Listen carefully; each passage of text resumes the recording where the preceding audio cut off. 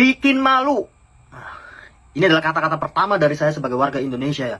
Karena salah satu YouTuber dari Malaysia membeberkan syarat melamar kerja di Indonesia seperti apa.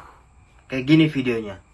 Syarat melamar kerja di Indonesia. Bukan di Singapura ataupun di Malaysia nih kan beda? Ini di Indonesia, Mirul. Punya pengalaman kerja minimal 3 tahun. Punya kendaraan sendiri sama punya SIM A, B, C. Fotokopi ijazah legalisir lengkap 2. Sekarang wajib pakai ijazah asli beda. Mampu bekerja di bawah tekanan dan kejar target. Mampu bekerja sama dengan tim. Mampu berbahasa hewan. Tidak sedang kuliah dan tidak sedang menikah. Tinggi badan minimal 181 cm. Berpenampilan menarik. Bersedia kerja di hari libur. Mampu mengoperasikan Adobe Premiere, Photoshop, Audition, Canva, CapCut, PixArt, kalkulator, sempoa, semua Microsoft Office. Ngerti tentang perubahan cuaca. Punya surat keterangan berperlakuan baik. Tidak punya riwayat kesurupan dan buta warna. Wajib memfollow Instagram perusahaan. Makan wajib di pinggan, minum wajib di cawan. Mampu menghipnotis hewan menjadi nilai tambah. Mampu mengendarai kapal selam Rusia. Kalau nang lamar kerja, map dia wajib warna merah, baju dia warna putih, celana warna hitam macam aku gini. Ini mak kau mana? Aku kan tak lamar kerja beda, kan pengangguran. Sebagai warga Indonesia malu sekali kan. Lihat. Semuanya dibuka sama YouTuber dari Malaysia ini. Tapi emang nyata, ya kita harus terima. Bagaimana pendapat kalian? Salah mas, itu bukan YouTuber dari Malaysia, tetapi YouTuber daripada Indonesia sendiri. Dan beliau adalah orang Riau, yang dimana orang Riau ini kan berbahasa Melayu mas. Masa sampai mengira YouTuber ini dari Malaysia? Waduh, ini kacau. Assalamualaikum warahmatullahi wabarakatuh. Apa kabarnya sahabatku semua? Video ini saya buat untuk informasi supaya sahabat-sahabatku juga tidak salah paham. Kadang-kadang segelintir masyarakat kita itu sering salah paham apabila ada orang Indonesia berbahasa Melayu mengiranya orang dari Malaysia. Padahal di Indonesia sendiri beberapa daerah itu juga menggunakan bahasa Melayu. Jadi jangan salah paham sahabatku semua. Seperti di Riau yang berdekatan dengan negara tetangga kita, bahasanya juga bahasa Melayu. Memang seolah-olah itu seperti, oh ini orang Malaysia. Tapi enggak, mereka adalah orang Melayu yang ada di Indonesia. Dan mereka membahas ya, syarat lamaran kerja di Indonesia memang begitu sangat sulit. Usia minimal harus minimal ini, minimal itu. Padahal kerjanya pun kadang-kadang cuma di kilang, cuma di pabrik. Tapi soal urusan syarat kerja memang di Indonesia begitu sulit, begitu rumit. Ya mungkin karena banyaknya jumlah penduduk juga bisa, minimnya lapangan pekerjaan juga bisa. Lalu kenapa kalau di negara tetangga syarat minim bekerja itu mudah? Ya dikarenakan mungkin lapangan pekerjaannya juga banyak, ya kan? Kemudian jumlah penduduknya yang tidak terlalu banyak, lapangan pekerjaan yang melimpah. Mungkin itu yang menyebabkan kenapa syarat-syarat kerja di negara tetangga lebih mudah daripada di Indonesia. Daripada kita sering salah paham dengan warga negara kita sendiri, lebih baik kita langsung lihat perkembangan informasi di negara tetangga, yang dimana saat ini Malaysia menjadi salah satu negara di Asia Tenggara yang cukup sangat maju perkembangannya. Seperti apa? Langsung kita reaction videonya bersama-sama. Malaysia merupakan negara yang sangat berkembang akhir-akhir ini, terutama dari perekonomiannya berkat menjadi tempat investasi teknologi, yang membuat negara ini memiliki potensi untuk menjadi salah satu negara maju. Selain itu, negara serumpun Indonesia ini juga kaya akan keragaman penduduk dan budayanya. Pada video kali ini, kita tidak hanya akan membahas kemajuan yang telah didapat oleh Malaysia, tetapi kita akan mengenal lebih jauh tentang negara ini mulai dari geografis, sejarah, hingga penduduknya. Biar kita sama-sama saling tahu seperti apa perkembangan negara tetangga kita, yaitu Malaysia, dari segi ekonomi dan juga kemajuan negaranya. Bendera Malaysia dikenal sebagai jalur gemilang, yang terdiri dari 14 jalur horizontal yang berselang-seling dengan warna merah dan putih. 14 jalur ini melambangkan kesetaraan antara 13 negeri di Malaysia dengan pemerintah persekutuan. Kanton biru tua di sudut kiri atas bendera melambangkan perpaduan rakyat Malaysia yang beragam. Bulan sabit kuning pada bendera melambangkan simbol Islam sebagai agama resmi negara. Dan bintang 14 sudut yang merupakan bintang persekutuan melambangkan perpaduan dan kesatuan antara 13 negeri dengan pemerintah persekutuan. Secara geografis, Malaysia terletak di kawasan Asia Tenggara yang terdiri dari dua wilayah utama yang dipisahkan oleh Laut Cina Selatan, dengan Malaysia Semenanjung di sebelah barat dan Malaysia Timur di Pulau Kalimantan atau Borneo. Malaysia berbatasan dengan beberapa negara. Malaysia Semenanjung berbatasan dengan Thailand di utara dan dengan Singapura di selatan. Di barat, Malaysia dipisahkan dengan Indonesia oleh Selat Melaka dan di timurnya berbatasan dengan Laut Cina Selatan. Malaysia Timur berbatasan darat dengan Indonesia di sebelah selatan dan di utara dengan Brunei Darussalam. Di bagian baratnya, Malaysia berbatasan dengan Filipina dan di timur berbatasan dengan Laut Cina Selatan. Total luas wilayah Malaysia adalah sekitar 330.803 km persegi, yang termasuk wilayah Malaysia Semenanjung dan wilayah Malaysia Timur.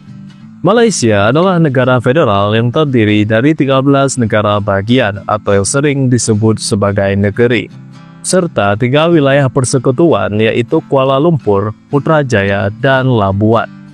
Malaysia menganut sistem pemerintahan monarki konstitusional dan demokrasi parlementer. Kepala negara adalah yang di-Pertuan Agung yaitu Raja Malaysia, yang dipilih bergilir dari 9 sultan dalam Federasi Malaysia setiap 5 tahun sekali.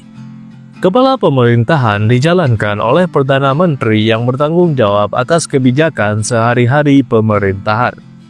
Kuala Lumpur adalah ibu kota resmi negara Malaysia. Kuala Lumpur adalah pusat komersial, budaya, ekonomi, dan juga tempat kedudukan raja. Menariknya, pusat pemerintahan Malaysia berada di Putrajaya. Putrajaya berfungsi sebagai tempat kedudukan utama pemerintahan federal, yang termasuk kantor Perdana Menteri dan sebagian besar kementerian. Status wilayah ini adalah persekutuan khusus, yang artinya bukan ibu kota konstitusional, tetapi berfungsi sebagai pusat administrasi pemerintahan. Selain Kuala Lumpur dan Putrajaya, ada beberapa kota penting lainnya di Malaysia, seperti Johor Bahru. Kota ini berada berseberangan langsung dengan negara Singapura, sehingga menjadi pusat perdagangan dan transit penting. Johor Bahru sedang berkembang dengan proyek besar Iskandar Malaysia, yang merupakan kawasan ekonomi khusus terbesar di Malaysia. Di bagian timur Malaysia terdapat beberapa kota penting, seperti Kota Kinabalu yang menjadi ibu kota negara bagian Sabah. Kota ini adalah pusat aktivitas ekonomi dan pelabuhan penting di Malaysia bagian timur.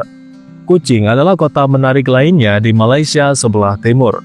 Kuching adalah ibu kota dari negara bagian Sarawak, yang merupakan wilayah terbesar di Malaysia.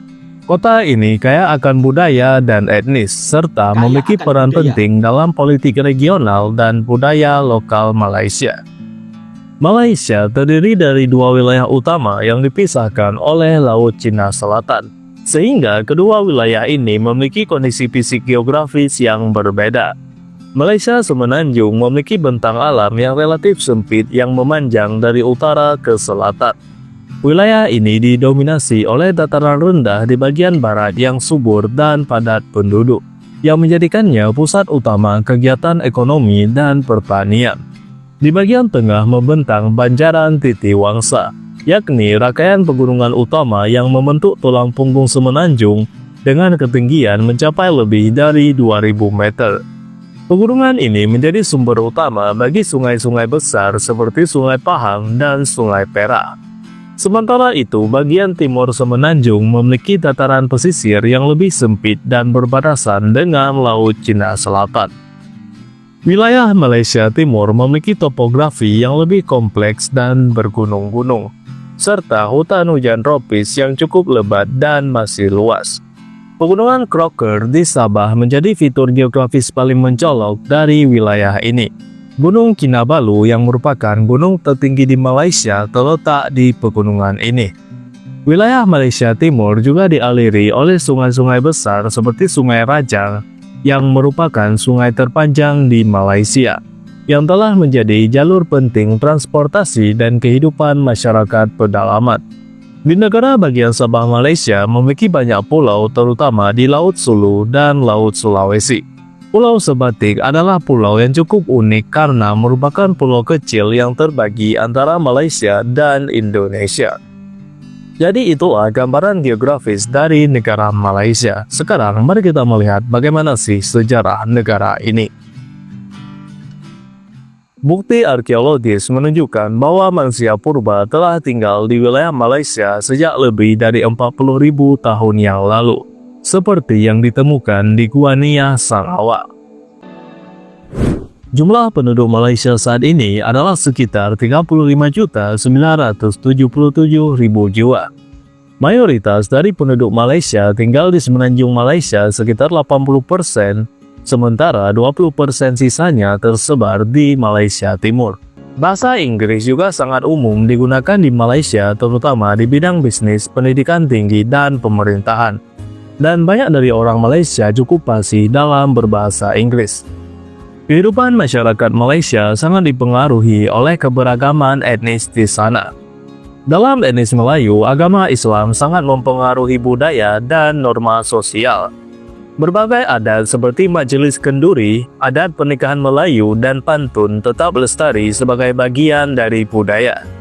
Makanan juga adalah bagian penting dari budaya Malaysia, di mana Malaysia telah dikenal sebagai salah satu surga kuliner di Asia Tenggara. Dengan beberapa makanan populer seperti nasi lemak, laksa, roti canai, nasi biryani, char kway teow, nasi kandar, teh tarik, cendol, dan masih banyak lagi. Jadi begitulah gambaran tentang kondisi penduduk dan budaya di Malaysia. Sekarang mari kita bahas tentang perekonomian negara ini.